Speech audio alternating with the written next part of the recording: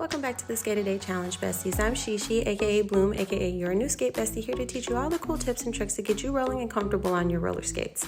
And today, we are going to be working on dribbles. Dribbles are great for transitions and dancing, and they're also just really fun to do. So let's get into the motion. Dribbles are all about shifting your weight from one foot to the other in a rhythmic motion. Start in a relaxed stance with your knees slightly bent. Lift your right foot just a little, letting your left foot roll underneath you. And after that, then you're gonna switch. Right foot down, left foot up. Think of it like a mini step touch motion, but staying low and controlled. So as soon as you put that front heel down, you're gonna pop up the back heel. It's very similar to walking in place. Keep your movements small, just enough to create a bounce-like rhythm. Engage your core, stay loose, and let your wheels do the work. Let's look at it from an overhead point of view so you can see what your feet are supposed to look like. As you get comfortable, try picking up the tempo and adding some style. So give it a roll, try it out, and tag me if you do. Keep practicing, and I'll see you on the skate floor, besties.